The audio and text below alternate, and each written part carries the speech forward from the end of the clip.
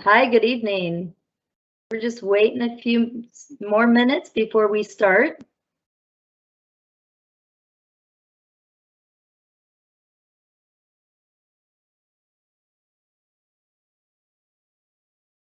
If you're here to learn more about the preliminary recommendations for Palouse Falls, Lyons Ferry, and Lewis and Clark Trail, you're in the right place. We're just waiting for folks to join in.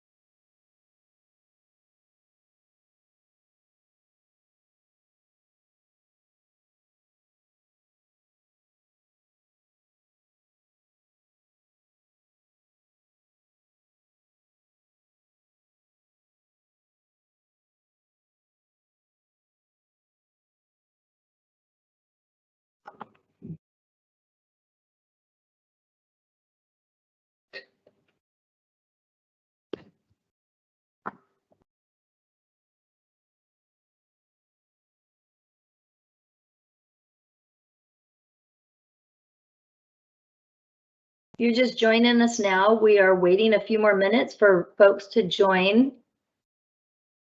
Thank you.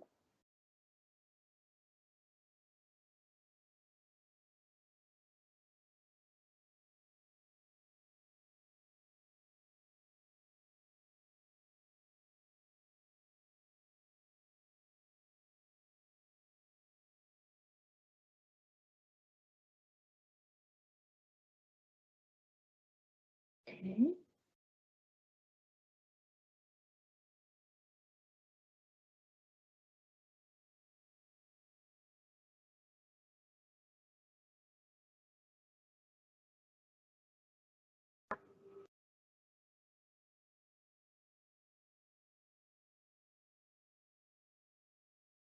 Good evening. It's 6 o'clock now. I might just hold off a couple more minutes to allow some folks to join us this evening.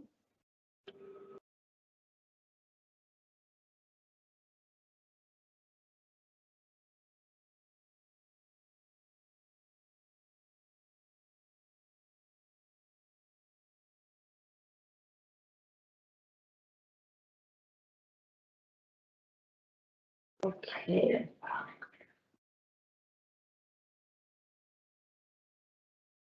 All right.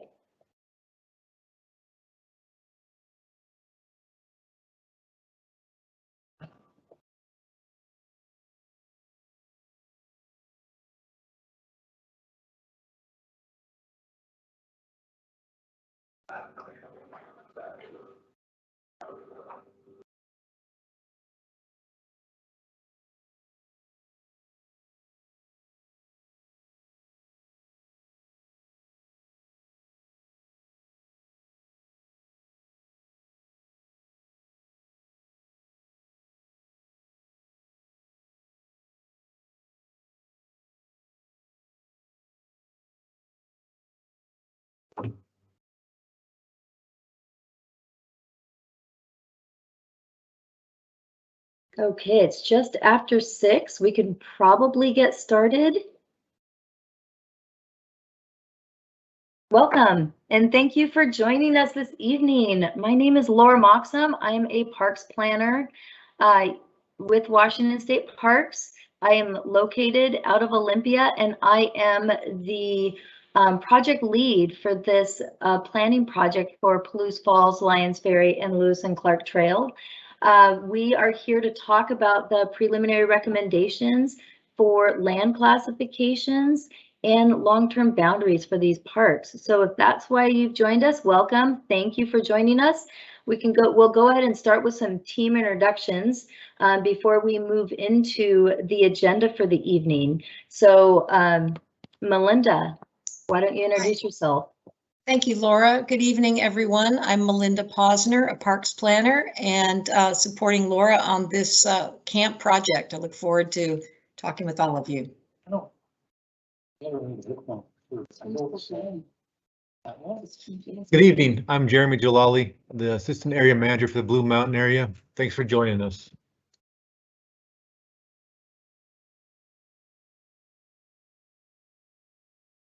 Good evening. My name is Andrew Fielding. I'm the Region Steward for Eastern Washington, based out of the East Wenatchee office.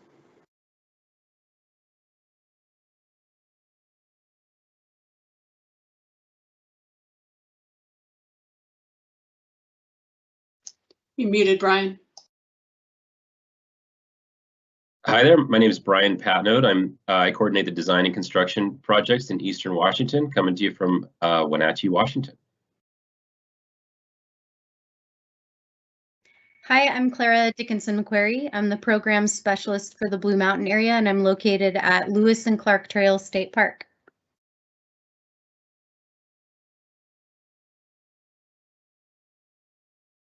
Good evening, Ryan Carlson here. I manage the interpretive program for Washington State Parks out of our headquarters office in Tumwater.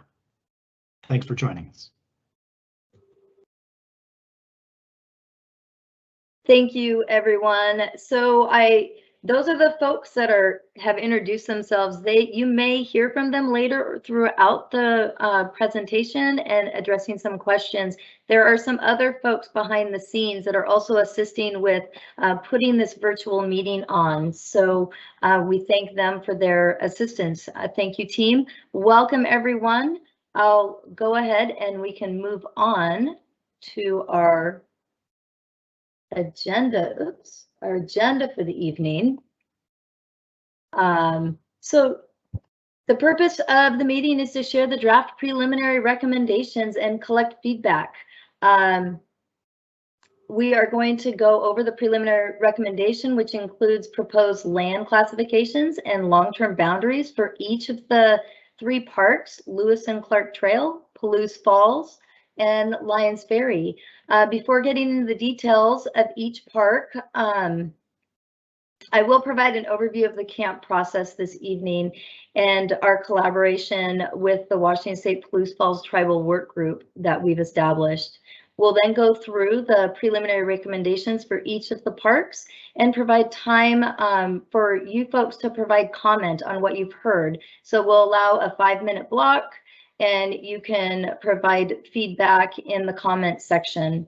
At the end of the 3 presentations, staff will read the comment and questions for each of the parks, and we will answer those questions if we know the answers. If we need to do a little bit more research, we will do that research and we can post responses to those on our planning page following the meeting. So this is the first of 3 public meetings. There will be a couple of follow-up meetings in person. The next 2, they'll be in November, and they will be located in Dayton and Ritzville. And the details for those are on our planning page, and we'll talk further about that in the next steps. So I'd like to first touch on really the virtual environment that we are working with. There's a little bit of a delay, so I don't want to move too quick. So being in the virtual environment, it's a little bit more of a challenge to make sure to get you the information that you need and to get the comments received from you. And so we really do want to hear from you to orientate you a little bit. If you haven't participated in a virtual meeting before, there is an opportunity to provide comments throughout the presentation. We do have folks that are monitoring that and will publish your comments. They will also respond to any questions that you have if they are able to answer those. Don't worry, if you don't see your question answered, it may be addressed at the end of the presentation. So when you're looking at your teams, there should be a question mark bubble that shows the Q&A, and you click on that and you should be able to see posts that we have added. There's been published information that we have folks that are publishing some information, they can respond to you. So that's where you'll be able to start making any comments or asking questions. And as just a practice, I mean, we'd love to hear for where you're from. So if you want to type where you're from, and we can start seeing that, that would be kind of fun. So excuse me. So at the end of this meeting, we've recorded this meeting and it will be posted on our planning page so that you'll be able to go to it, review it. We are accepting comments through the end of November, so this won't be your only opportunity to comment. So this information, along with any follow-up comments and questions, will be posted on our planning page. So that is listed on the screen for you. And as mentioned, we do have additional public meetings that we will be hosting in November, and those are going to be in person. And the feedback from those meetings will also be posted online. So with that, we started this public process for this camp back in 2017, and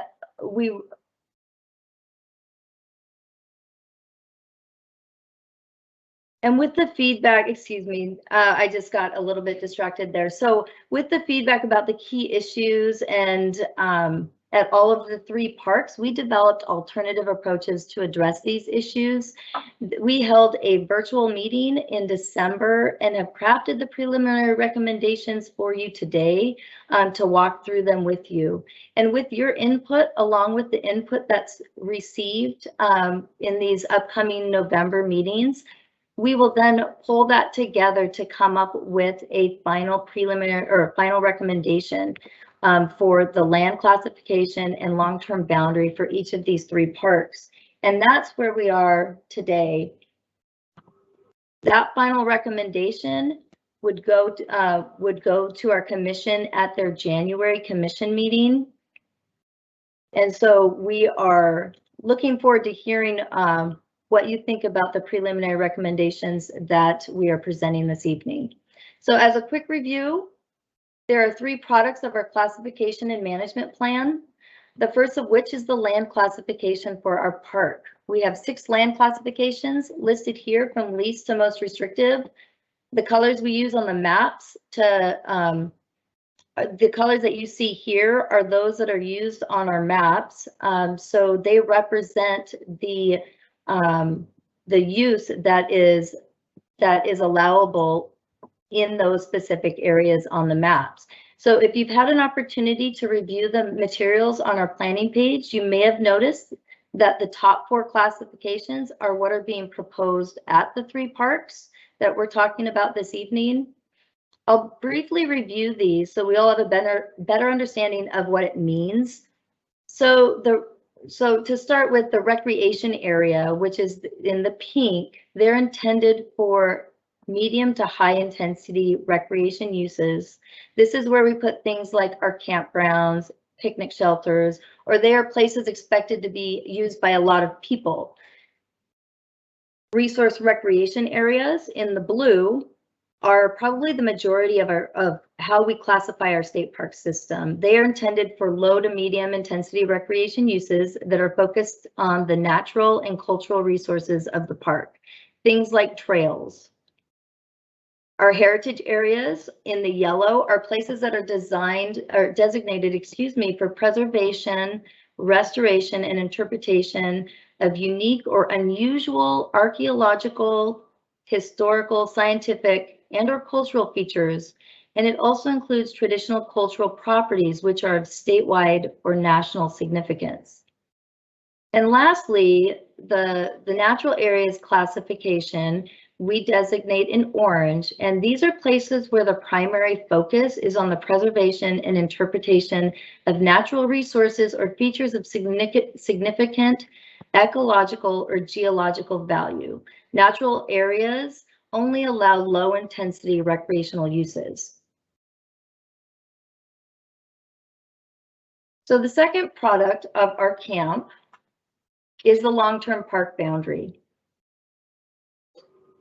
for each of our parks. I need to advance the slide. For each of these parks, this evening we will go through the proposed long-term boundary and explain why the property is included, in the long-term boundary. And in the case of Lyons Ferry, there is no additional property or lands that are being proposed to be included in the long-term boundary.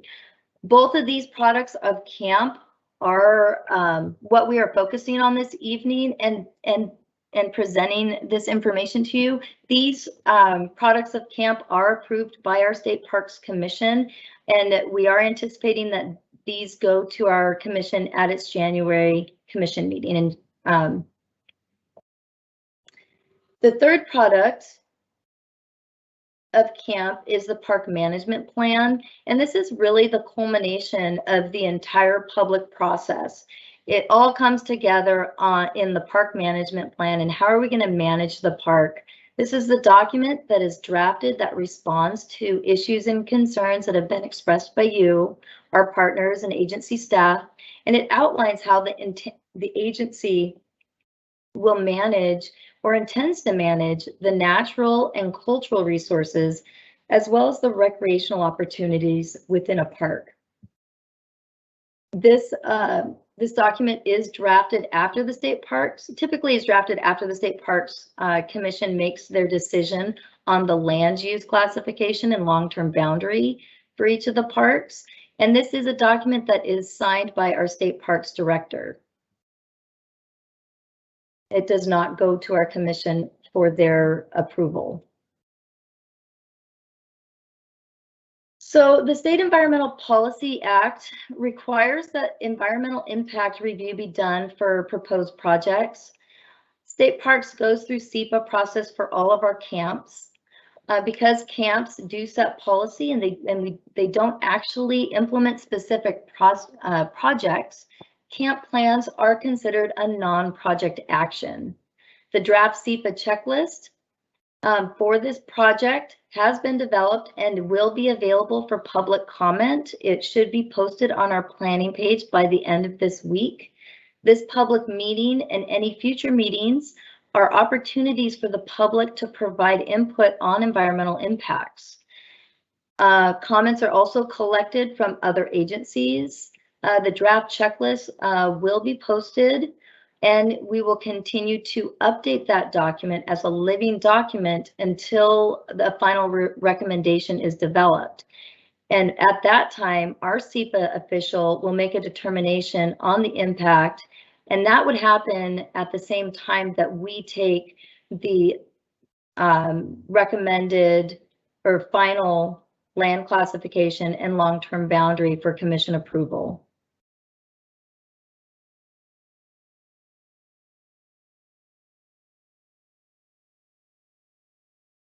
So we recognized early on that these parks, specifically Palouse Falls and Lyons Ferry, are significant sites to multiple tribes. The Palouse River Canyon is the central focus of an origin story for the tribes, and the landscape itself is significant. So with that, we established the tribal work group, the Washington State Palouse Falls Tribal Work Group, in 2018, which consists of several state park staff and a representative from each of the 4 tribes listed. We have been working closely with this work group throughout the various stages in this planning effort.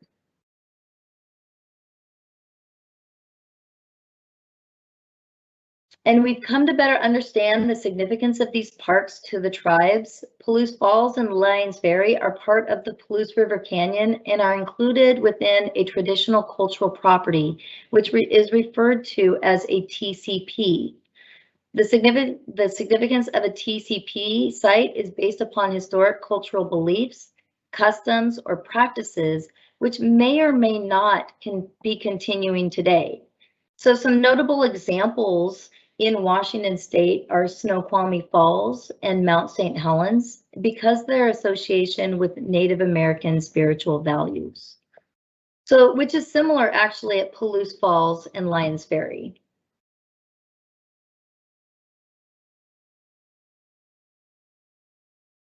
So this map is showing the Blue Mountain Management Area, which includes the 3 parks that we are talking about this evening: Palouse Falls, Lyons Ferry, and Lewis and Clark Trail.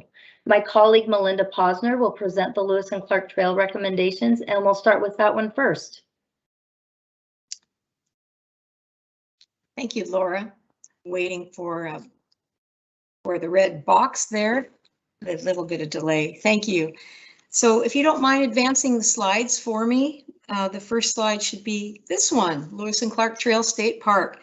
This is a little bit just to give you some orientation.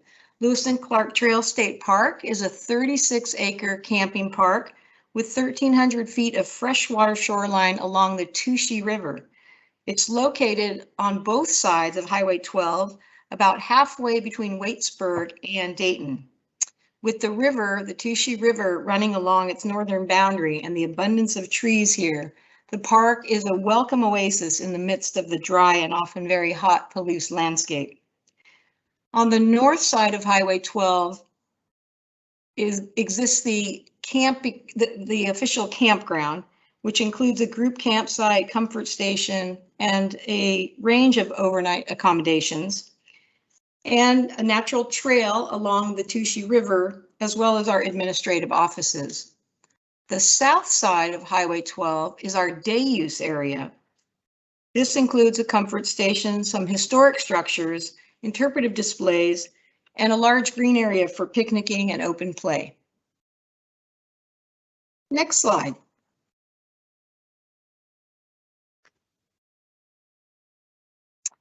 All right, thank you. So for each of these parks that we're going to go through, Laura and I, we're going to provide a summary of the key issues, then the proposed vision for each park, before outlining the proposed long-term boundary, where appropriate, and land classification designations.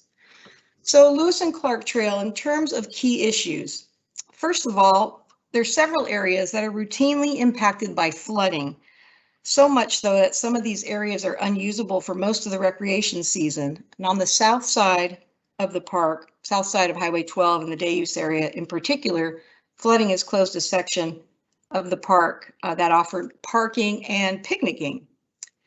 On the north side of Highway 12, flooding from the Touchy River has inundated some of the campsites as well as some sections of the trail. And this has led to closures and requires repeated maintenance to repair these areas after the rainy season.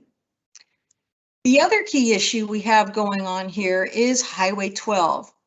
So if you're visiting and you want to enjoy both the camping area and the day use area, if you're going to cross Highway 12 as a pedestrian, it's a little bit scary.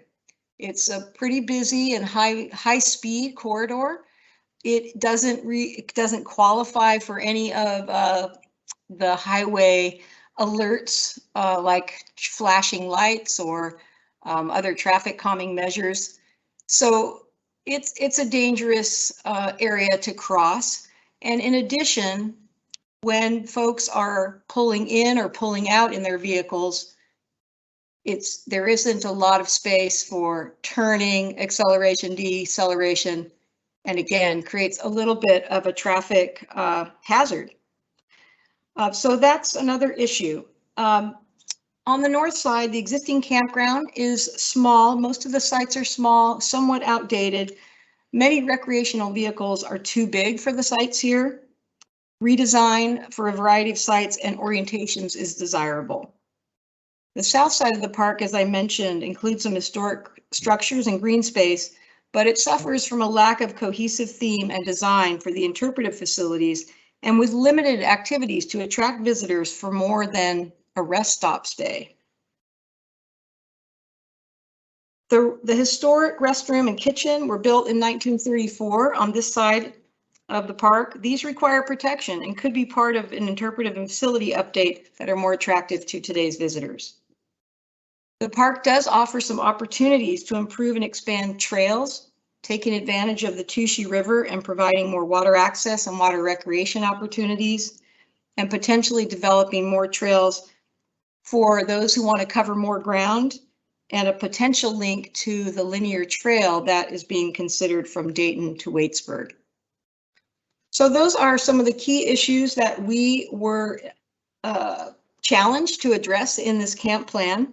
And now I'm going to move into the vision and what our preliminary recommendations are to address those issues. The vision for Lewis and Clark Trail State Park is to improve and expand the park to serve the ever increasing demand for recreation with a diverse mix of overnight accommodations, expanded trails, and water access opportunities. Next slide. So our preliminary recommendation is graphically represented here. Now, Laura went through the land classifications and the colors that represent different intensities of use. I might remind you of some of those here. First, for orientation, the yellow lines represent the existing park boundaries. So the area on the north includes a big pink blob and a little blue fringe, and that represents the recommendation for land classification for recreation, which is our highest intensity designation, and then resource recreation. And that would accommodate the existing camping and high use areas, as well as continue a trail along the Touchy River. Let's see. So what you'll notice within the park boundary, the colors are brighter shades. Wherever you see more pink and more blue in the pastels, that is the area that's represented in the long-term boundary. So before I talk about that, I want to talk about the south side of the park. So we looked at a couple of options for addressing this, the Highway 12 bisecting the park. One possibility is denoted here with the diagonal pink lines. That is to potentially surplus this property to another entity. DOT could be that kind of entity and potentially have it function as a formal rest stop versus a park day use site. So we've identified that here in the surplus, but we also are very interested in your comments because we've also considered a trail alignment that potentially could get folks safely over to the south side. So let me go back to the north side, if you will.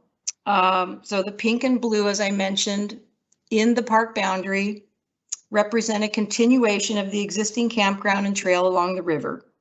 We see these uses continuing, but with improvements to support a broader mix of camping and an improved trail free from flooding and retaining the natural feel. The pink represents recreation, as I mentioned. And then the long-term boundary areas, we also have classified on the north side in pink and in blue, with the opportunities here to expand camping significantly, potentially to locate our facility maintenance shop to the east, and add a significant area along the Touchy River for all kinds of river access. That's what's shown here on the north. Now on the south, what we're thinking about is a potential trail alignment that would take folks from the north side under the bridge or under the highway. And then if you can see the dotted line there, a trail alignment along Highway 12 that would bring folks to the day use area safely.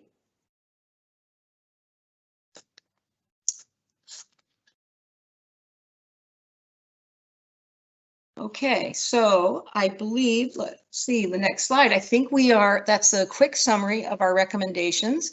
I think we're ready for our 5-minute comment period where we're just going to be quiet and let folks share their comments and questions, and we will be recording and summarizing them at a later point in the meeting. Thank you.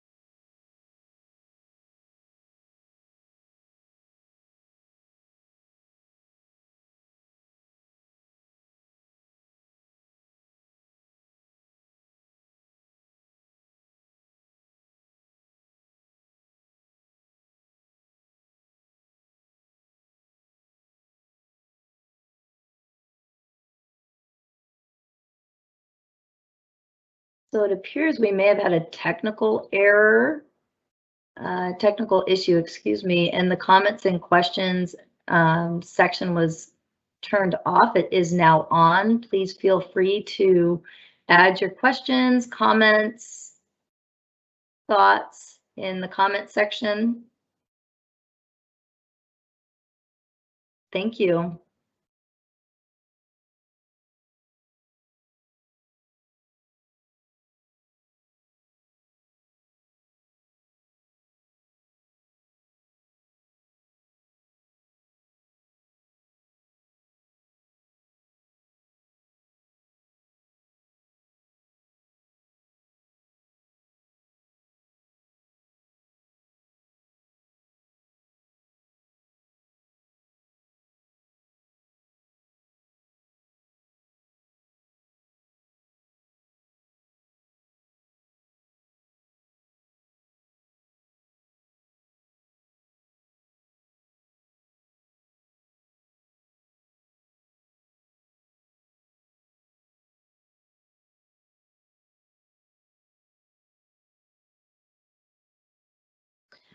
Got a couple more minutes.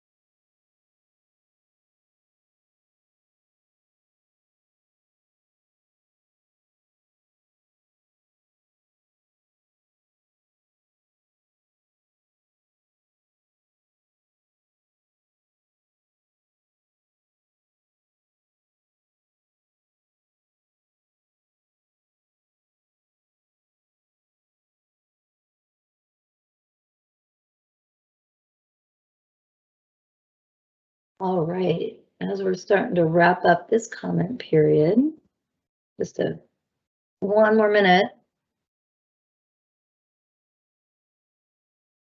We can get ready to move on to Palouse Falls. Thank you everyone for your comments and feedback.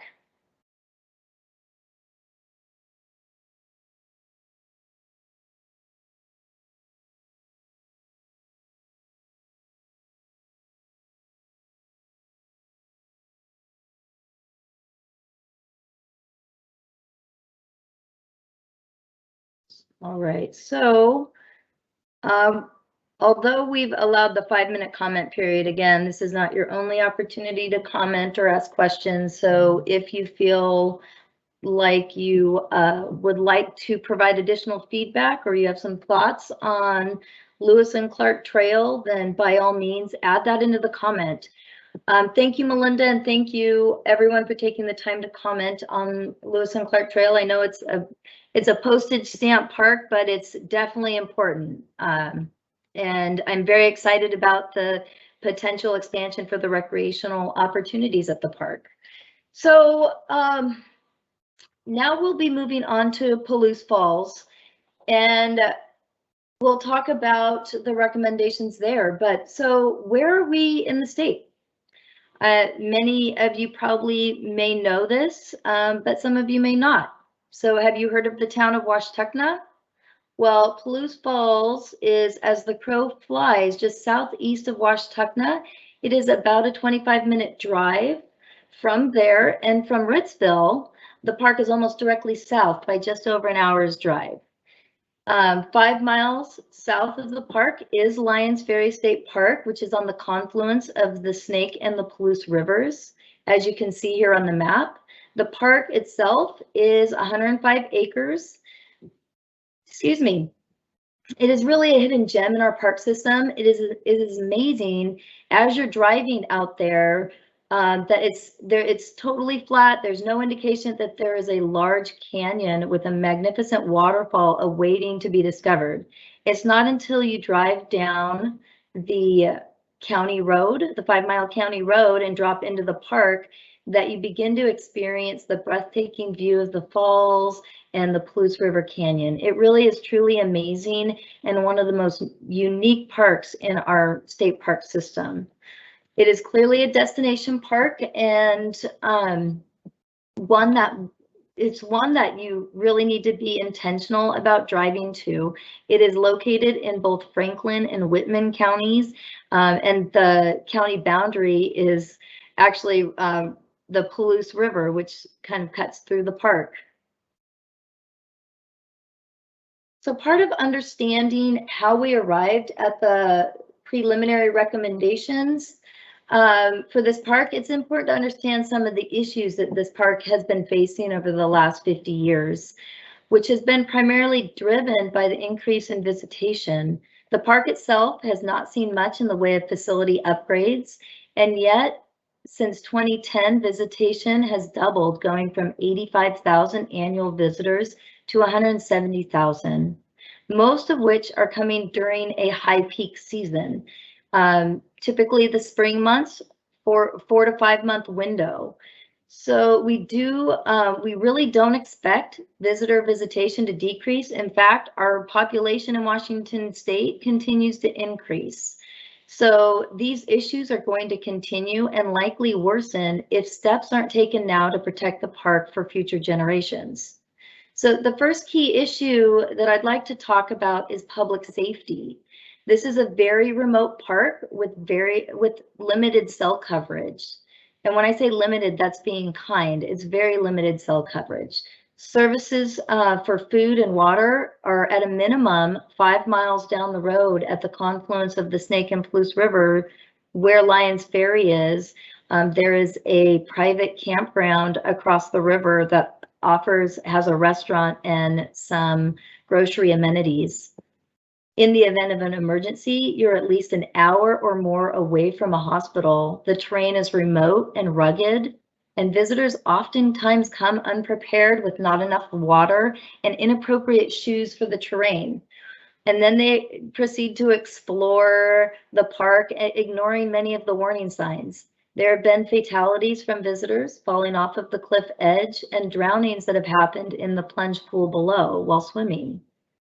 Parks, along with county emergency services, and along with the county emergency services, have partnered in emergency rescues at the park. However, the cost of these rescues are expensive, very high, and the funding is a concern.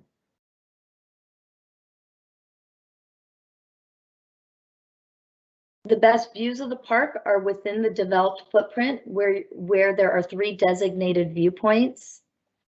You can see the entire falls and the plunge pool from the lower and mid-level viewing areas. And if you walk up to Fryall Shelter, you can get a view of not only the falls to the north, but you can look to the down south, down the Palouse River Canyon.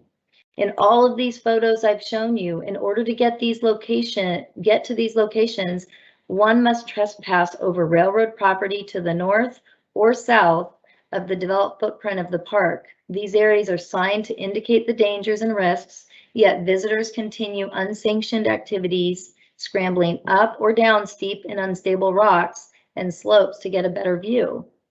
You can see a gentleman at the top right, with a child on his shoulders, and he's standing right above the top of the falls.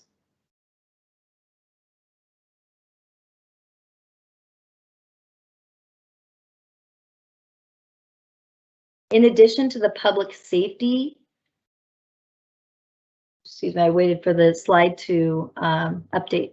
In addition to the public safety issues, these significant cultural and geological areas face continued natural resource damage. These visuals are showing graffiti removal on the base of the cliffs at the upper falls, and that's on the north end of the park. The vandalism on the rock was approximately 20 feet high and spanned almost the entire length from the upper falls to the top of the Palouse Falls themselves. It costs about approximately $20,000 to safely clean the rock face, and it took a full week to complete the work. Within 1 week of the work being completed, someone went down with a spray can and painted on the restoration area. Most of the vandalism has come back since the project was completed in 2019.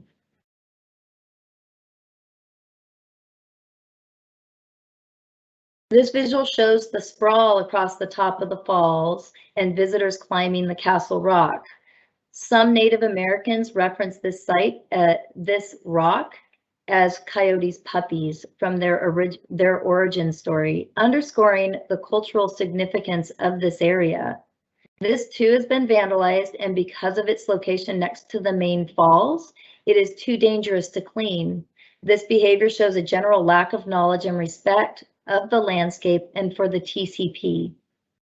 So the planning process has identified the need for more education and interpretation at the park as it relates to the significance of the landscape to tribal nations, the story of their creation, and educating our visitors on the TCP in general. Our interpretive program is working with the established tribal work group to interpret the origin story at the park. Overall, the result is a severely diminished recreational experience.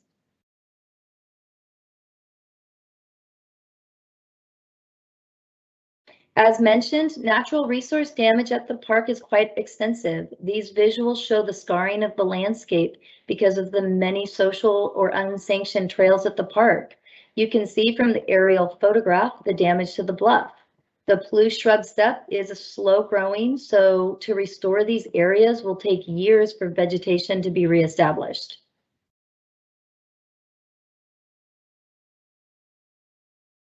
And finally, we come to access and parking. This too, as we all know, is a huge issue. On busy weekends, it's not unusual for there to be a 1 to 2 hour backup out to Highway 261. Our entire staff are committed on these busy spring weekends to control and assist with parking and collecting Discover passes at the park, leaving other Blue Mountain area parks potentially understaffed.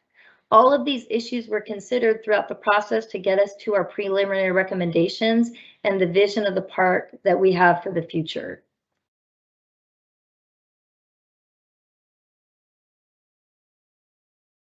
So what is the future vision of the park? The vision of the park is one where visitors can experience quiet contemplation and appreciation of the landscape and its cultural and geologic history. This vision includes renaming the park as a state park heritage site, recognizing the significant cultural history of the Palouse River Canyon. To accomplish the vision, the park will become a scenic overlook park where visitors can expect passive recreational opportunities to view the falls and the landscape at designated multiple viewpoints.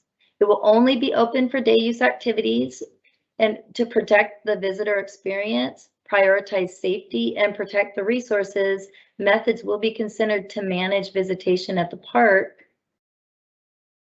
which could include a future online registration system. The vision includes a name change from Palouse Falls State Park to Palouse Falls State Park Heritage Site. This is an appropriate name change for per state parks policy. It is a state park that possesses features with significant natural, cultural, history, and scenic attributes that are preserved and interpreted for education and enjoyment of the public. The name change also provides a clear understanding for visitors before stepping foot in the park that the site is a special place.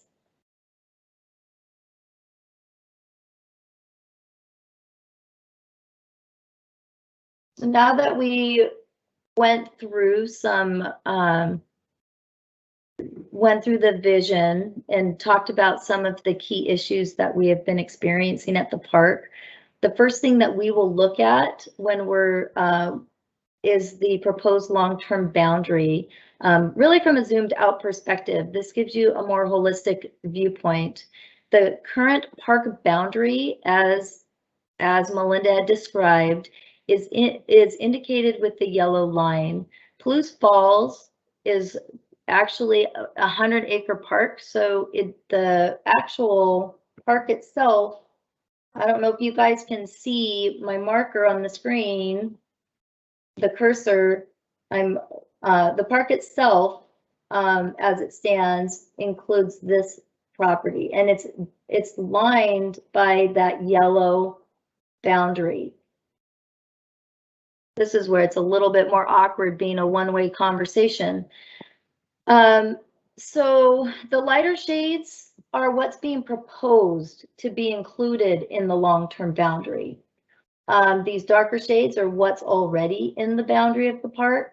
And then the lighter shades, including this light yellow and pink and orange to the north, are included in the long-term boundary. So I apologize, I'm looking at a different screen so that I'm using my cursor to show you. In addition, the roadway into the park is part of the proposed long-term boundary. So I will go through each one of these through the classification, the color. The first one I'd like to talk about is the natural area expansion. That is going to be in the orange. So I was just hovering over this. So the intent with the natural area expansion is really to protect the viewshed and the geologic significance and honor the TCP. This is the expansion to the north, east, and south would protect the viewshed that we, so anywhere standing at any of the 3 viewpoints within the park as it currently stands, this viewshed would be protected. So it was a GIS analysis that we did so that the visitor experience would not be affected visually when looking out at the different viewpoints within the developed footprint of the park. So the long-term, I'll move on to the proposed long-term boundary for the yellow, which is the heritage classification. So west of the railroad tracks, you'll notice an extension of our heritage classification. And this, again, it was done by GIS analysis to border the heritage class, really go up to the top of the plateau to again protect the viewshed, as well as the heritage classification would allow for some trails. So when you were looking at the pink, the active recreation, the highest intensity use recreation, there is a proposed expansion to include the county road, as I mentioned, and that would allow us just to communicate with Franklin County on future co-management of that road and determine if that's appropriate for state parks to be looking into. So we are proposing to include that in the long-term boundary of the park. In addition, the expansion of the pink would allow for additional parking. Right now, there is some overflow parking informally provided at this piece of property. And the expansion would, the proposed expansion would allow for some additional parking. It would also allow for some trails and viewpoints and potentially some flush toilets or comfort station. The black circle on the map indicates a potential future visitor center. The intent of a visitor center would be to provide visitors an opportunity to stop right off of the highway, purchase your park passes, enjoy interpretive opportunities, and get up to date safety information at the park. At this point, it's really concept only. Actual design and location have not been determined. A proposed vehicular turnaround on the county road and close to the highway is also being considered. And that would provide an option to turn around when the park is full. Currently, visitors are waiting in long lines, and if the park is full, wait for an extensive period of time and then are turned around when they're nearing the park, which is not ideal. So in summary, the long-term boundary of the park would increase the park's footprint from 105 acres to approximately 740 acres. However, it's important to note that State Parks is not looking to acquire these lands, particularly for viewshed protection.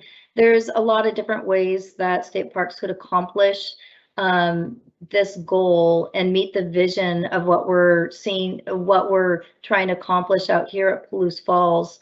That we would continue to partner with land managers and adjacent landowners on any opportunities to preserve the viewshed. That could be management agreements or potentially conservation easements.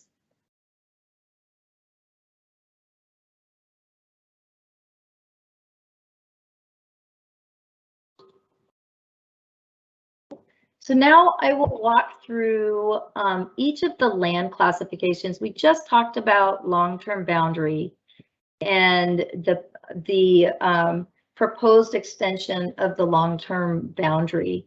Now I will walk through each of the land classifications, and I'll start with the recreation land classification, which is this area here. It's in the pink. I'm hoping that everybody can see this. As I mentioned, we are including the county road in our long-term boundary, so we can continue partnering and working closely with Franklin County on road management and access issues. The dark pink is property that we already own, and the light pink is the proposed expansion for recreation purposes. So this is the highest intensity use, as we talked about earlier, and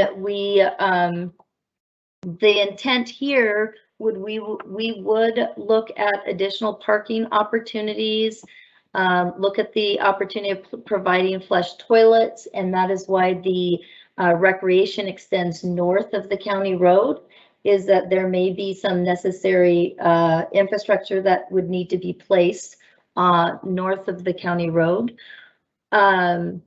And then really looking at opportunities for trails and interpretation and viewpoints along this plateau, and getting visitors a different kind of experience, one that they could get out of their vehicle and they could walk along a trail that would get them into the park. So they would essentially have a trail experience prior to walking or experiencing the viewpoints of the falls and the Palouse Canyon. So now continuing into the park, we have classified the existing developed footprint of the park as heritage. So the existing developed footprint is really this area that we're talking about right here. And this is being proposed to be classified as heritage. It would allow for interpretive kiosks and signage, pathways to the scenic viewpoints, and hiking. The intent in the heritage area is to continue to provide a scenic overlook experience. We propose to maintain and improve the existing viewpoints within the park. The primitive camping area would be reverted to day use, which could potentially provide for picnicking or shade opportunities where folks could enjoy the falls.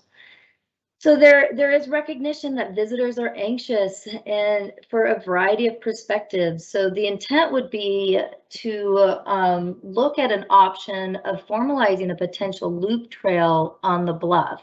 Currently, one does not exist. There are many social trails or unsanctioned trails, but a formalized trail does not exist. So we could look at a loop trail with some strategic locations for some additional viewpoints where we could harden the surface, designate a trail, and keep our visitors on the trail with the remaining portion or the remaining lands on the bluff be restored to the natural shrub steppe landscape. So continuing on with the actual, I mentioned this earlier. So when you look west of the railroad tracks, you can see an extension of the proposed heritage classification.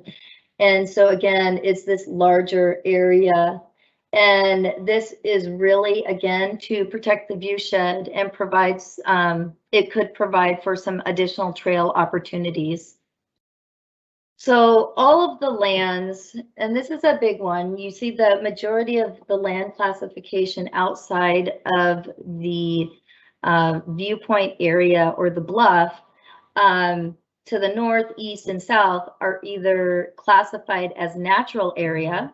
Those are natural area that's within our current ownership, which is the dark orange, or proposed to be included in our long-term boundary and classified as natural area in the light orange. And the primary reason is to protect the natural resources and the geological significance of the park. There's no proposed public access in these areas, with the exception of a special activity permit or research permit to allow access to the upper falls. The intent would really be to restore the landscape to its original unaltered state to protect for future generations to enjoy.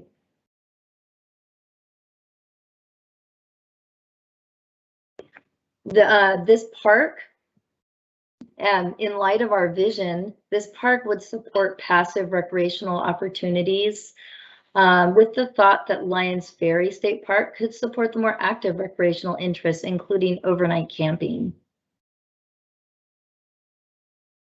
And so I will note we are interested, and I know I mentioned this before, in working with adjacent landowners on creative ways to protect the park and protect the falls, not only in our proposed long-term boundary, but also north along the Palouse River corridor.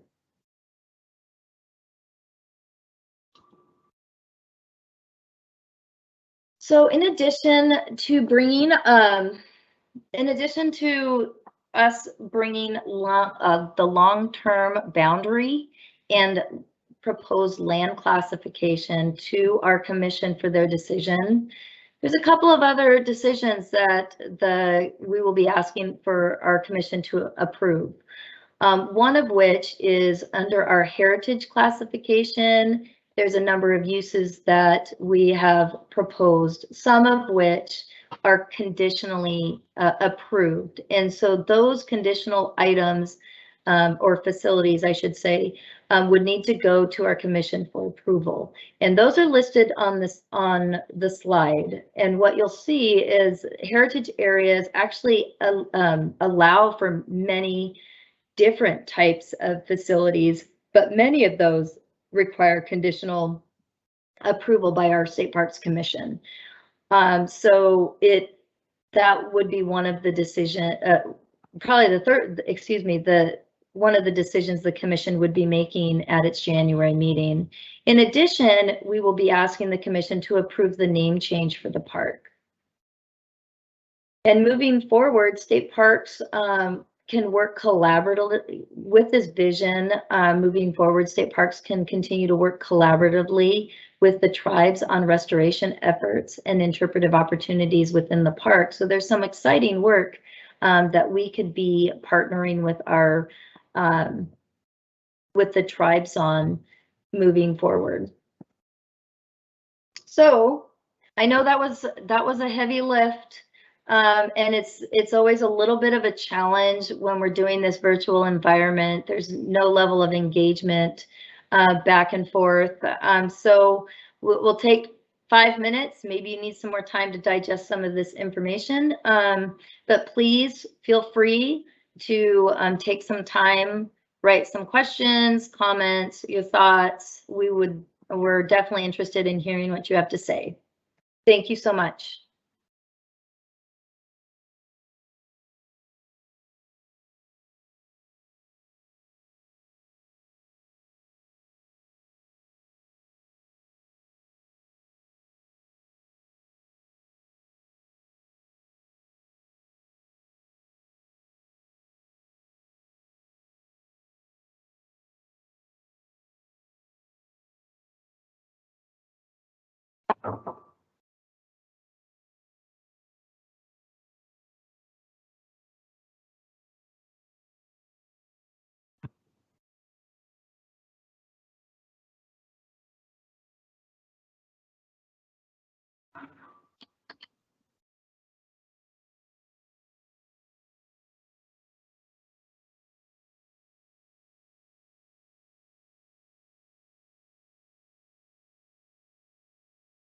You're doing amazing.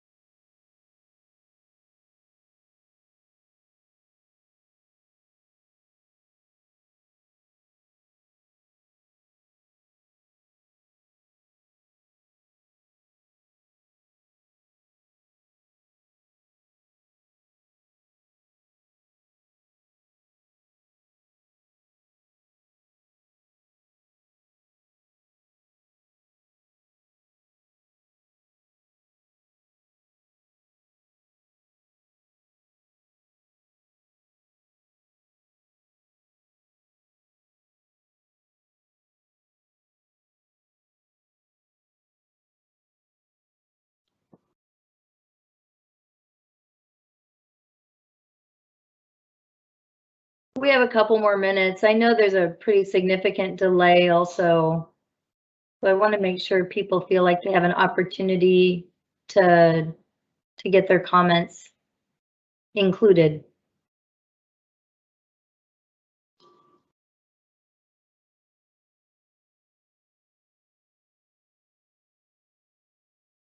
So keep them coming.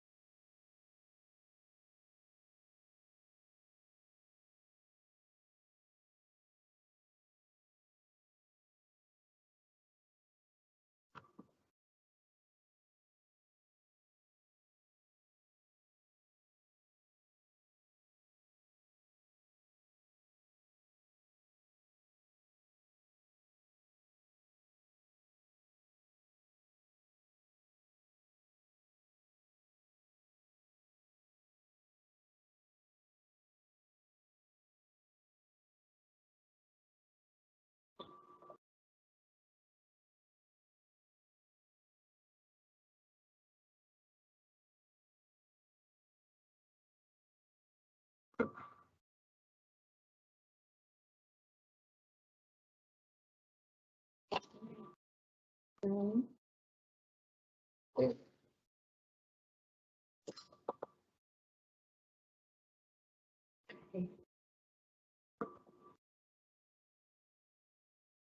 I'm about to start back up.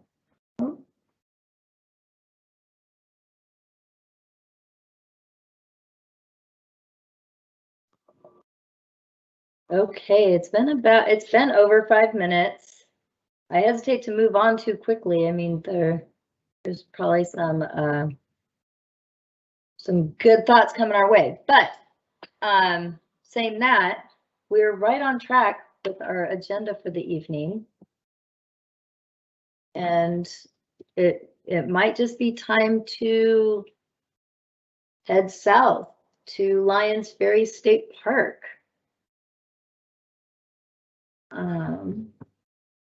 I laugh at this virtual, environment in this in giving public meetings. I'd much rather see faces. And anyway, I laugh. My son had come up to talk to me. So anyway, I apologize. It's just I definitely like engaging with face to face. So we'll go ahead and move to Lyons Ferry. It is just south of Palouse Falls, like we talked about it. It is a beautiful park that is located on the confluence of the Snake and Palouse rivers. And if you haven't been there, I mean, I highly recommend that you check out all of these parks, but it really is a beautiful place. It is a 10-minute drive from the town of Starbuck. And actually not too much further from Dayton, is about 35 minutes away. So this is a 168-acre park that State Parks manages on behalf of the Army Corps of Engineers. And it's a park that has quite a bit of history. There was a Palouse Indian village at this park, and it was first written, the first written accounts of this village were documented by Lewis and Clark and the Corps of Discovery team in October of 1805. This park was originally named for the ferry crossing that operated across the Snake River from the mid-1800s to the mid-1900s, when it was replaced by the existing bridge. And that ferry, the old ferry, is still located on site. So as with, we've formatted this in a way that we talk about the issues and then we talk about the vision. And so Lyons Ferry doesn't have near the issues that obviously Palouse Falls, I described when I went through Palouse Falls, but it is part of the same TCP, and there is a higher level of acknowledgement regarding the significance of the landscape to multiple tribal nations. And they are very involved. This tribal work group is the same tribal work group that works closely with the Army Corps of Engineers over their lands. So with the park being federally owned and leased by state parks, the other complicating factor with that is that any kind of action or ground disturbance that we are proposing involves us working closely with the Army Corps of Engineers, even for the day-to-day operational maintenance of the park. And so that proves to be a challenge for state parks staff in trying to maintain the park. And oftentimes we've had issues even just of late where we've had to shut down a bathroom at the park to go through the steps needed to address how to move forward with fixing that.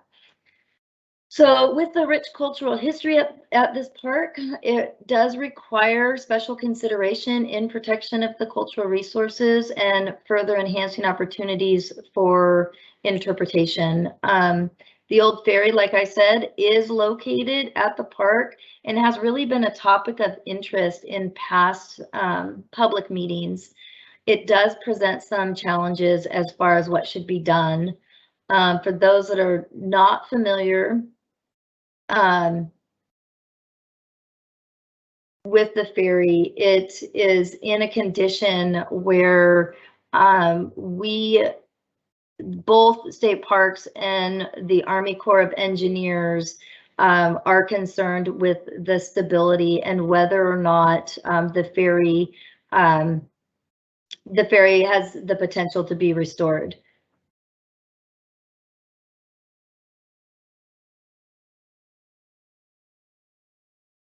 So the vision for Lyons Ferry is to protect the cultural significance of this area while we continue to provide active recreation in designated locations in a sensitive way. So really our vision is that we're looking at Lyons Ferry being the park to complement Palouse Falls, which is offering that scenic passive recreational experience and no water access, whereas Lyons Ferry is where you would go for camping, boating, swimming, and other active recreation, while also benefiting from the cultural richness of the park and the interpretation that is offered there. So when we move on to the preliminary recommendation for Lyons Ferry, it really includes two land classifications.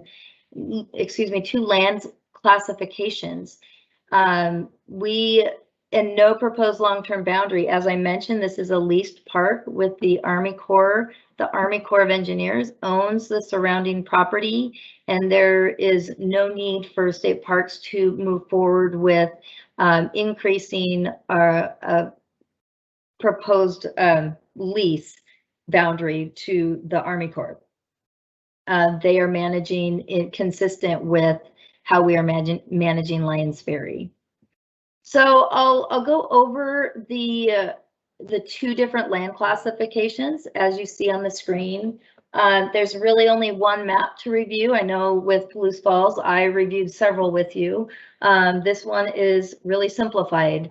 The recreation area is in pink. This is really where the developed recreation areas of the park. You're going to have your parking. Your parking is included in here, your boat ramp, day use area, and this entire area here is where there's the proposed campground would be located.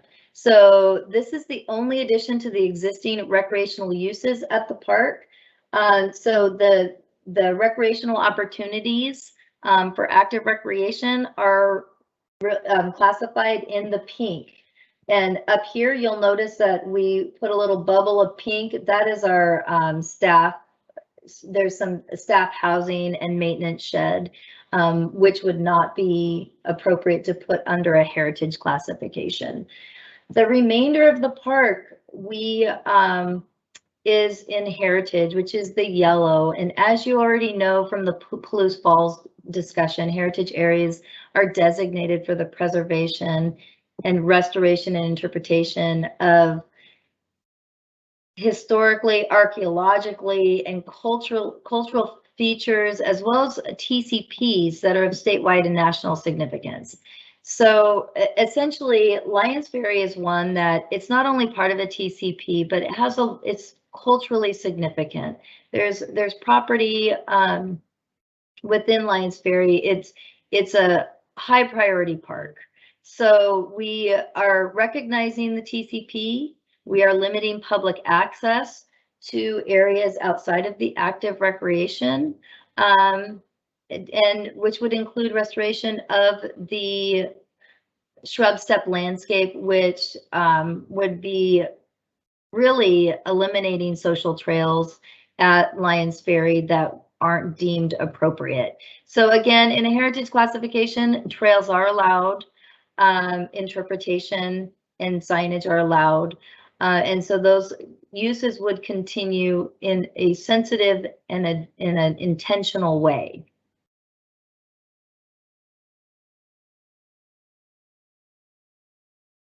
And so before I move on to ask for public comment, I think the only item that I'd like to highlight is that and I don't think I talked about it, is another key issue or consideration is there are while we are doing this planning project, there are capital projects that are underway. And so I mentioned in the land classification in pink that there is, this would be an area that we would be looking at providing camping. We do have a design permit project underway that is currently under review with the Army Corps of Engineers to consider the design of a proposed campground that would accommodate hookup sites, a variety of sites, and provide some level of hookup sites as well within that area. So with that being said, I will go ahead and move on to a 5-minute comment period for Lyons Ferry. I just have a nagging feeling I forgot to mention something. All right, well, thank you.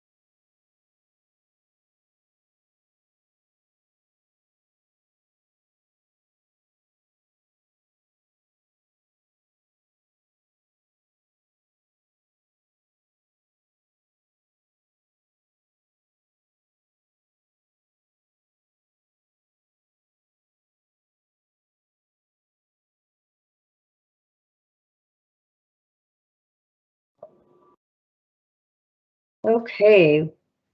So thank you for your patience. There seems to be a potential technical difficulty where slides may not be keeping up. And hopefully most of you are not having that concern. The comment period ended up being a little bit longer. We were trying to resolve some of that. But I'm not sure what the delay could be other than perhaps a slow internet connection. Again, this presentation will be posted on our planning page, as well as all of the comments, questions, answers will be posted. So with that, I hope that it catches up here soon. We are on the slide where it says 5-minute comment period, and it shows the land classification map for Lyons Ferry. And so as I knew I was forgetting information, and as I saw some comments coming in, it was really helpful, as well as my EPIC team reminded me with the proposed capital project that we are pursuing for camping. It's really a reestablishment of camping in that area on the existing footprint of what was previously disturbed. And so that's important to note. But this was also, camping was not is not a new thing here at Lyons Ferry. We did operate camping from the early 70s until 2002, where our management of Lyons Ferry actually reverted back to the Army Corps of Engineers. And then we just, in 2015, which really doesn't seem like that long ago, we just took back the management of Lyons Ferry, and we've been operating it as a day use. There is some motivation to get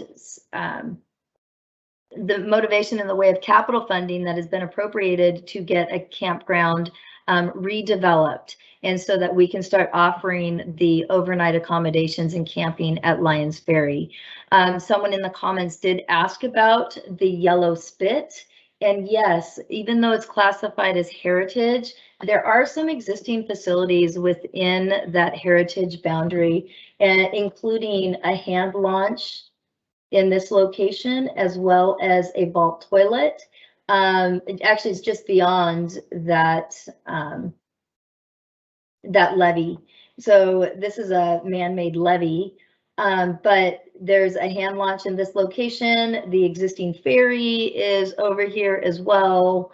And then the public can walk across the levee and enjoy some passive recreational opportunities. You can picnic out there and fish.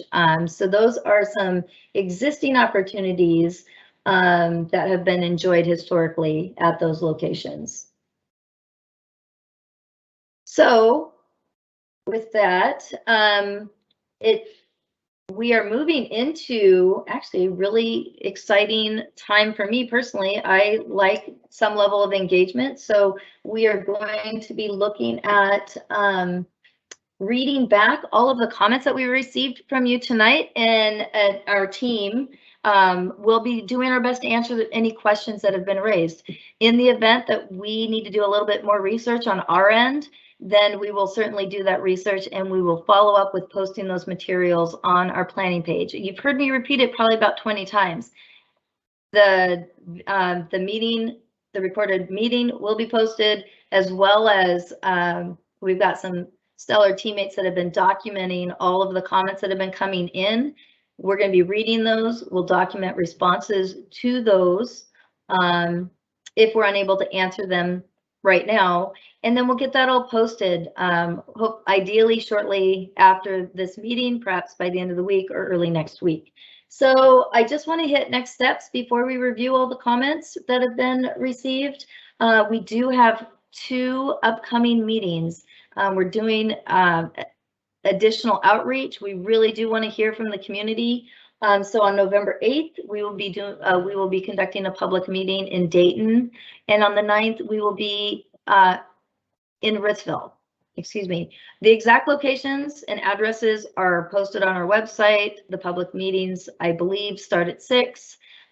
We definitely, if you know of someone that may be interested, please let them know, as well as let folks know that we have a recorded presentation on our website if they weren't able to attend for some reason or another this evening. So again, we are accepting public comment through the end of November with the intent that we will be taking this to our commission for decision in January. That is an open public meeting.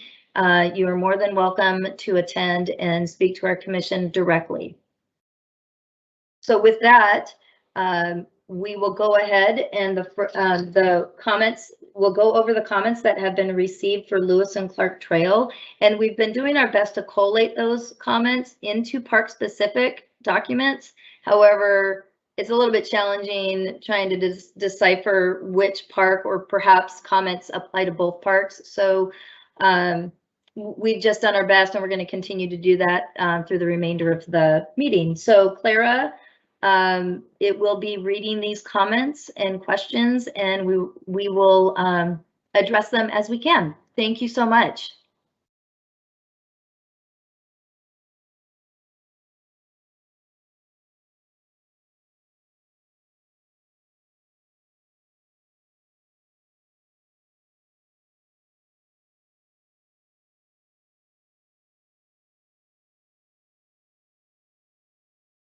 All right. So if the land is transferred to Washington State DOT, would it remain in recreational use? And would you keep the highway entrance to the south side the same? So I'm sorry, Claire. Was that the same question, or are those two different questions? Those are two different questions. Do you want me to stop and have somebody answer each of them? Yeah, so if we can, the font that I see is micro mini, so there's no way I can read that. So the intent is with the question regarding DOT and remaining in recreation. DOT's mission is different than ours. What would likely happen, and I can't say this for sure, would remain open as a potential rest stop. There's several factors in considering whether or not a transfer would occur. One significant consideration, and would be addressed more thoroughly in our management plan for Lewis and Clark Trail, is that we want to make sure that before any transfer is considered, that we do expand the park in the way that our vision is showing in our preliminary recommendation. We do not want to divest of the south end of the south side of the park if that vision isn't coming to fruition. So the potential divesting of the south end of the park is really going to be contingent on how that vision is shaping up on the north side. Okay, well then I think that also answers the second question, which is about the entrance. And so the entrance would probably remain the same unless some other decision was made about the south side of the park. So I'm going to move on to question number 3. In the proposed expansion properties, have the landowners been contacted yet? And yes, they have. And Melinda, if you want to expand more on that, because you've been the one who's mainly had the conversations with them. Sure, I can expand on that just a bit to say that we have been in contact with the landowners, and on both sides, the east and the west, and generally have favorable responses. Both acknowledge that expanding the park could be a good thing, and are interested in talking more about what that might look like in a cooperative agreement or other disposition of property.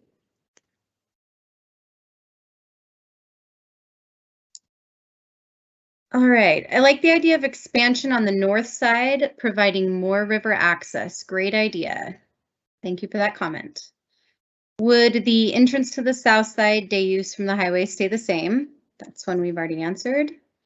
And the stretch of Highway 12 could use a rest stop. How many times are Class A motorhomes turned away versus people with tents or campers or on bicycles who might rather enjoy the smaller, cozier experience? Well, do you want to go ahead with that, Melinda? Yeah, I don't know the answer to that. It's a good question. I will just say right now, for some reason, our screens internally here, at least mine and Laura's, have gone black. So I can't see anybody. And I'm just wondering if somebody who's attending the meeting can let us know, are you still seeing us and hearing us? If so, that's great. What I will say about this is we heard from folks early on, there's interest in both types of experiences, both the smaller, tent and other, even, hike in or walk in campgrounds, as well as larger campgrounds that can accommodate larger recreational vehicles. So I think, what we've heard is that diversity of overnight accommodations would be great to have here.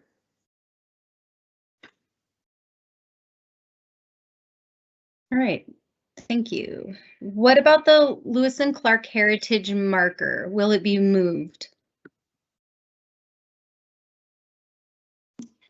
So, Melinda, I may defer to you to answer this, but my understanding is that there would be some work to be done at Lewis and Clark Trail on strategizing on the overall interpretive plan for the park.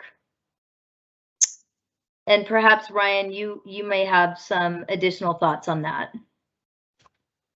Well, I would just say that if in the event we started to plan for any changes to the south side of the park, we would address the marker and look at the options that might exist either within the existing footprint of the park or perhaps at that site if it were to change transfer ownership. So we would certainly address the marker. Exactly what those options are right now aren't clear because we're not entertaining an active proposal.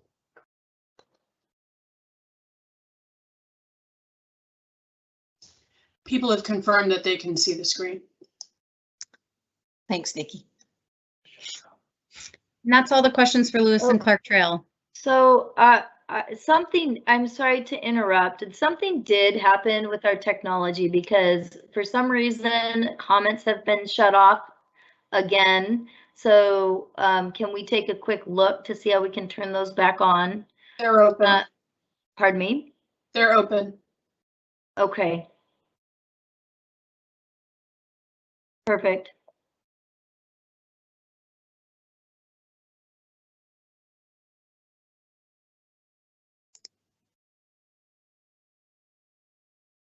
I've just received some feedback that they can see us just fine, but comments are shut off.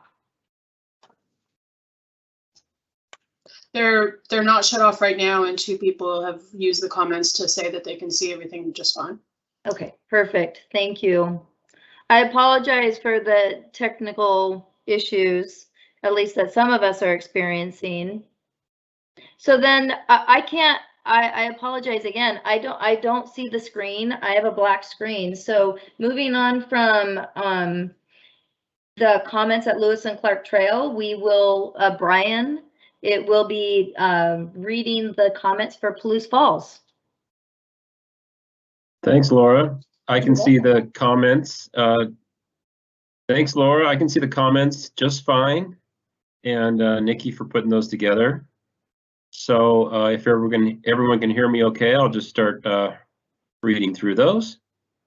Perfect. The first comment, do you plan on buying land from the private property owners that border Palouse Falls State Park, or will the current state holdings suffice? Thank you. What was the end of that question, Brian? Or current? Or will the current state holdings suffice? Thank you.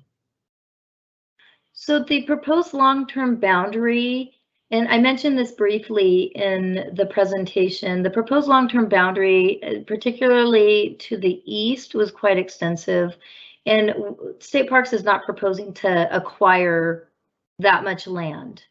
There's not an intent to purchase land. The intent would be to work with adjacent landowners to come up with a way that we could still meet our mission. So it could be perhaps consider a conservation easement if the landowner were interested in that.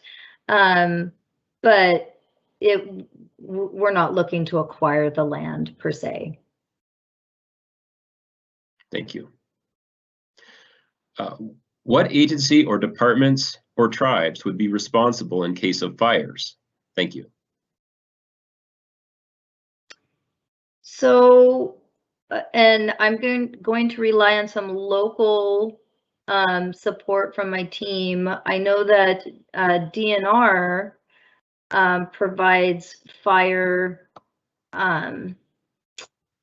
services, but locally, I think there's some additional districts that do provide that. Jeremy, do you know? I know Audra is on vacation.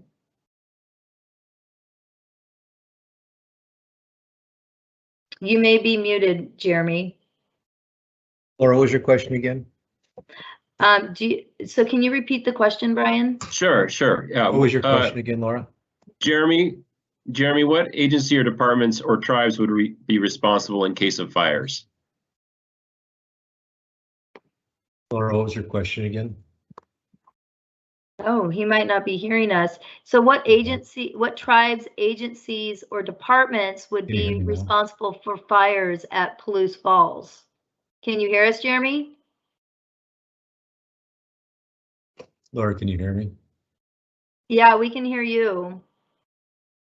Why don't we come back to that one? Yeah, we'll come back to that one. I do know there's a volunteer. There's some volunteer districts, but I'd rather do a little bit of research and provide an answer to that question after we've had the appropriate research. Or can you hear me now? Yeah, we can hear you, Jeremy. Laura, one of the towns that responds is the town of Palouse. Oh, thank you, Clara. And if you can hear me, the primary response for wildland fires is DNR. Okay, thank you, Jeremy. Thanks. State Parks does maintain a small strike team, a small wildland fire team, but our primary response is Department of Natural Resources. Great, thanks. The next comment, why are heritage uses being considered? These parks should remain camping, hiking, and day use parks.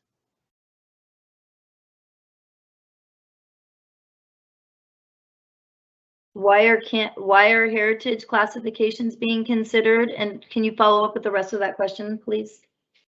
Why are heritage uses being considered? These parks should remain camping, hiking, and day use parks. So we have described the reasons with it being a TCP and a culturally significant site. We talked through some of those key issues that we have been experiencing at Palouse Falls. And so having many conversations with our tribal work group, the stakeholders, and the public, some hard decisions have to be made. It was not in order to protect the natural and cultural significance of the site, the recreational experience. We are recommending no camping. The camping that was provided at State Park or at Palouse Falls was really not even to our primitive standards. It's in a very it was really kind of packed in there and not in an ideal way. The park itself does not lend itself towards having a recreational experience, an overnight recreational experience. There are management concerns with folks that would camp in the upper falls and not in the designated sites. There were a number of management issues. So camping, hiking, and day use.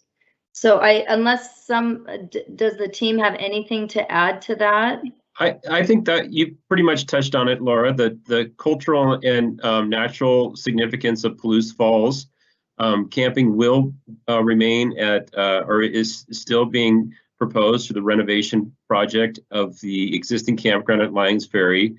And hiking or walking and sightseeing is still will be included in both these parks. And they both have, or all three of them have day use areas. So that's essentially it. And the presentation kind of outlined why those land classes are being considered.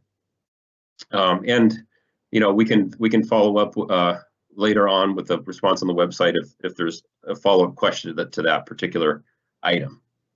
The next question is just a comment essentially. The campground was not the greatest, and removing it would not be a huge loss. So there's one comment for Palouse Falls. And then I think I can answer this question. It's been a number of years since I've been there. What happened to the potable water?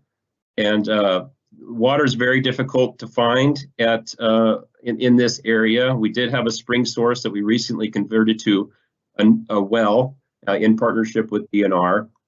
And but we do have aging infrastructure as well within the site. So we do have a new potable water source, and we're working to repair the existing distribution system. The next comment is, could you give a few examples of what restorative activities would be under the preliminary recommendations? Yeah, we can do that. And I saw that Melinda was working on a response to that, and I don't know if that was posted, but some of the restorative activities that we would be looking at is eliminating many of the unsanctioned or social trails at Palouse Falls and restoring those with native vegetation. And we'd likely be working with the tribes if they have any suggestions on what kind of plants and species should be out there. We also we'd be working closely with our stewardship, and I know Andrew is on the phone, so he is likely the better person to address this in more detail. But those are a couple of the things that we'd be looking at. Andrew, do you have anything to add? No, I think we just develop a plan as things move along. There is a lot of restoration opportunities, especially on the upper bench where there's damage from trails and non-native vegetation moving in. But we don't have a plan in place at the moment, but that's something I think that the camp plan will sort of encourage and something for the future. Great, Well, thanks. and also cleaning up the vandalism on the rock face, on the cliff faces would be a continued effort. Yes, yeah, we have a method in place now, and also I know the park and order are looking at options for how to limit that as well happening.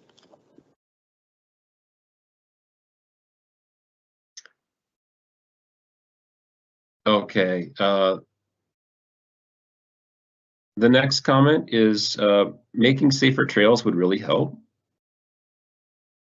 And then no more trails. You can't handle what you have now, and it will just get worse. What kinds of activities would people be able to get permits for? There are several established rock climbs just below the upper falls. Would rock climbing still be allowed in these areas? So I don't know if you can hear me, Brian? I can hear you, Melinda. Okay. Yep. Okay, great. It seems like I don't have control of my other buttons as well. I think Jeremy responded to this question and comment. A couple comments were posted about climbing areas. There are no designated climbing areas at Palouse Falls. So that just for information. And I don't know if Jeremy would want to expand on that. But he wants to host Thanksgiving. And Mariah did. Yes, I'm not, can you guys hear me? Yes. Yeah, so there's no designated spots. So it's a basalt cliff. People do hike down below. We don't recommend that. But when folks, if they want to climb, it's going to cause falling rocks. So it's not safe. The rock's not safe. It's basalt cliffs. There are no designated spots to climb at Palouse Falls. I had my folks up with this. Right, so this, I just muted you, Laura. I'm sorry.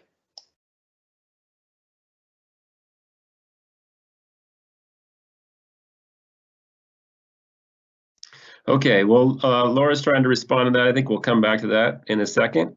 The next comment is, I think our local emergency services will be happy if access to the falls is limited. We know we have several issues a year where emergency teams are dispatched to that area, so thanks for that. Conditional uses for commission action are excellent, particularly paving the county road, which is seasonally in terrible shape, paving parking area for fire control, picnic area improvements, and some irrigation for grass and trees.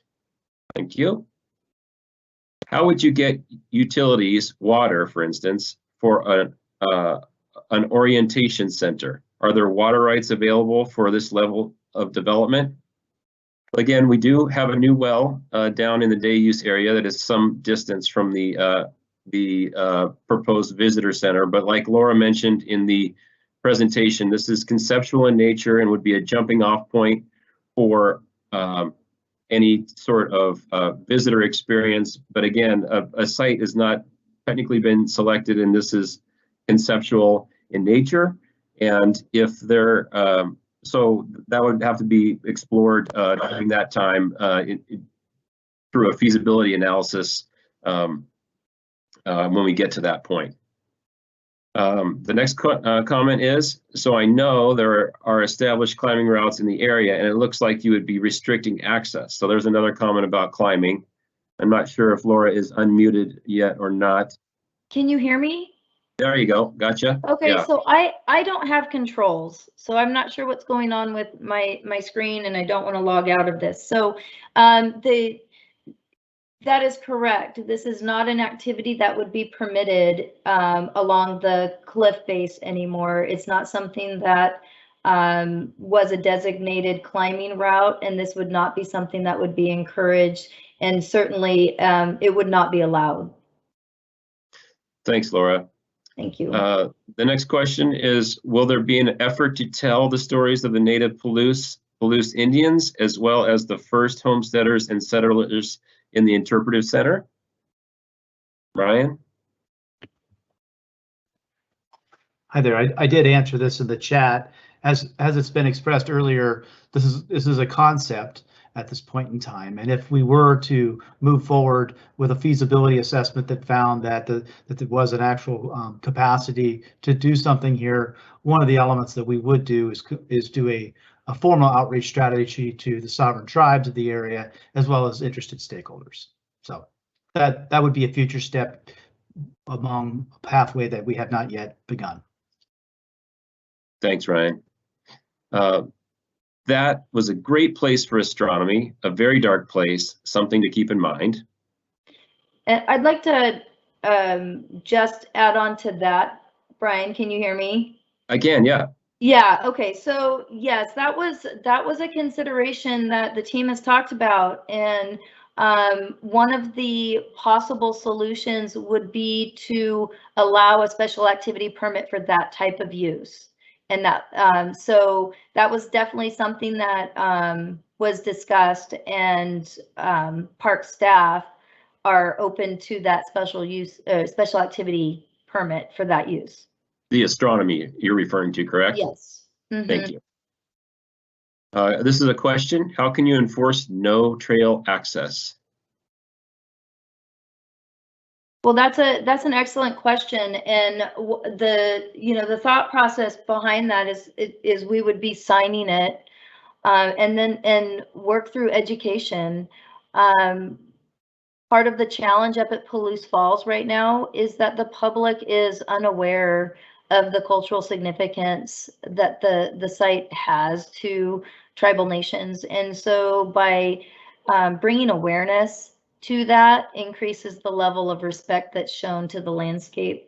And so part of the no trail access, we would be signing originally, and then and through education, making efforts that way. But eventually, we would be looking at enforcing that. And specifically, I'd have to defer to Jeremy on how you would do that in the field. So we educate first. There'd have to be a WAC, a Washington Administrative Code made that would forbid that action, that activity, and then it'd be enforceable. But we, as park rangers, we work first to educate folks. We just want folks to know they can't be there. Thanks, you guys. I'm not sure if this is the last question, but it's the one at the bottom of the page, and it's there's many parts to it, I should say. So let me just do the first sentence, and then I'll pause, and then I'll move on to the next one, or first idea anyway. It said, I had trouble joining in the beginning, so perhaps I missed it, but what are the details of the proposed permit entry to Palouse Falls State Park? E.g., what would be permit required for would that be permit required for year-round access or only for high use season in the spring?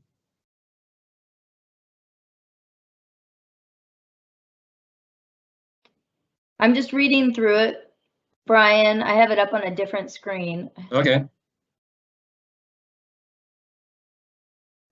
So I think what this person may be referring to is our original documentation that we posted on our planning page indicated that we would be looking at a permit system. And really, that was not the accurate term to use.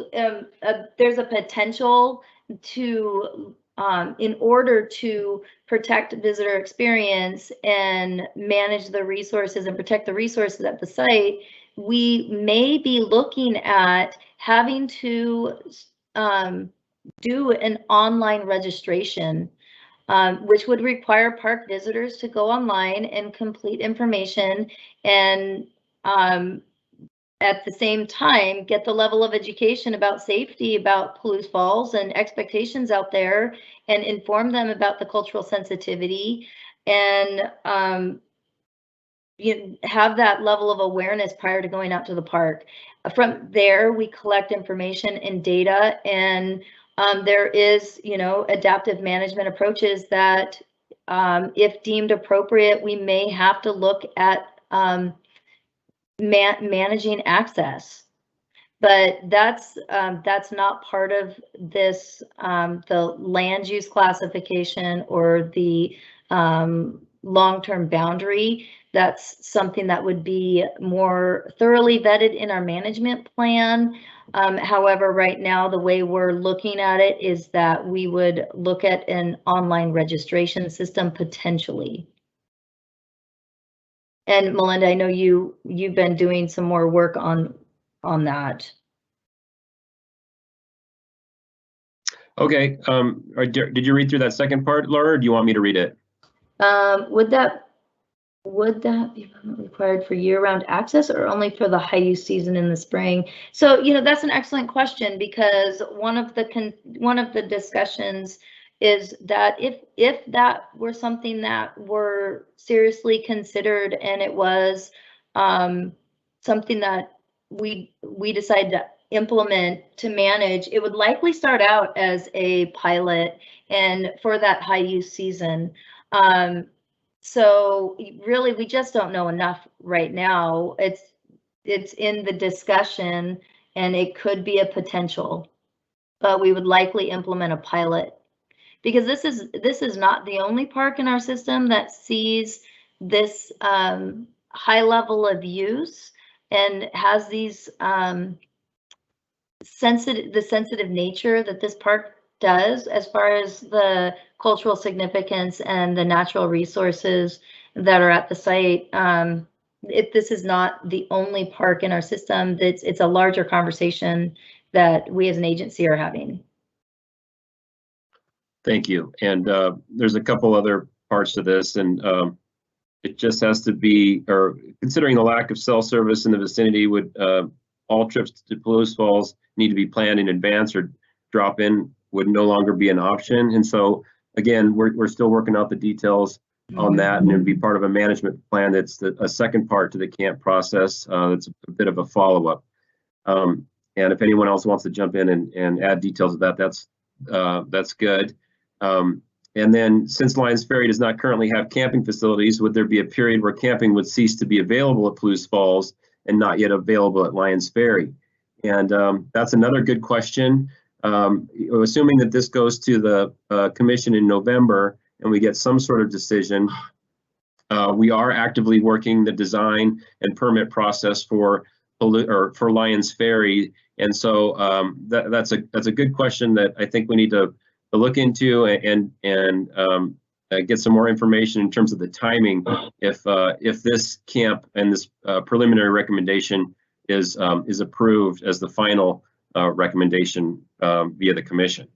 So I think we touched on all those questions there, although I did miss one right before that, and so I just want to make sure I caught all of it.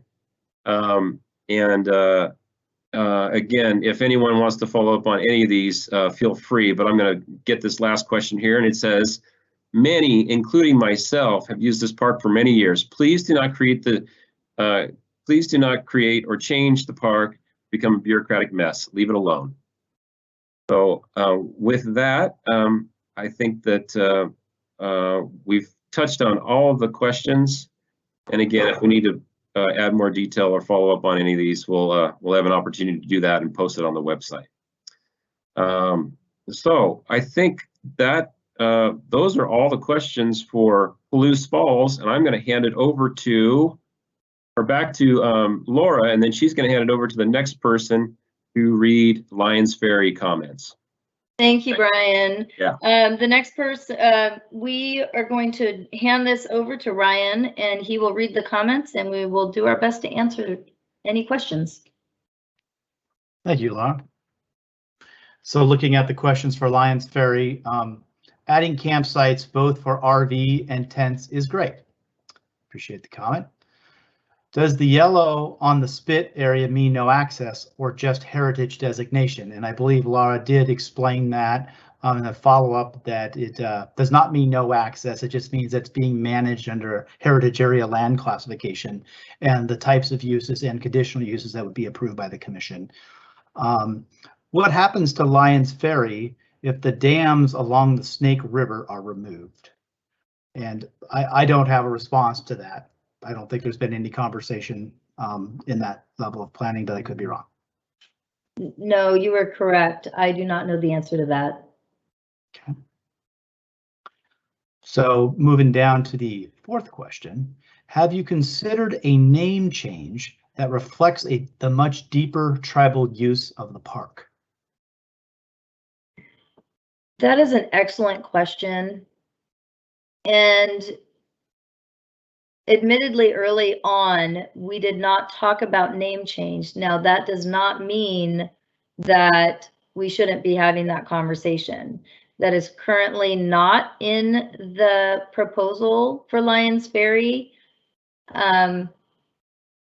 However, I do think it is a good idea to be having that conversation. Okay. So I will follow up with the last question here for Lyons Ferry. With everything going on in our state these days, specifically coming out of our governor's office, it is very refreshing to see that state parks is still looking to preserve our state's wonders without negatively impacting of Washingtonians. I support making these parks safer, as well as going to look at the falls, not graffiti, and climbers traversing the wonderful view. So thank you for that comment. And as far as I know, at this point, that concludes the comments and questions for Lyons Ferry element of this presentation.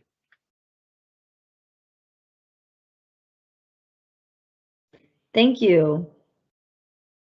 So I will just go over the next steps real quick. Thank you for your participation this evening.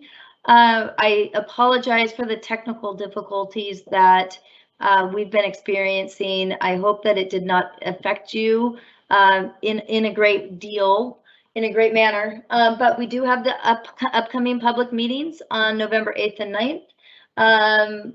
Reminder that we are, get your comments. If you have additional thoughts, please feel free to provide that feedback, excuse me, by November 30th. You can email me, as well as we are still planning on the January commission decision. So I really thank you for your participation this evening, and I look forward to continuing this planning effort and wrapping it up. These are amazing parks, and we appreciate your time. Thank you, everyone. Thank Thank you. you. Good night. Good night.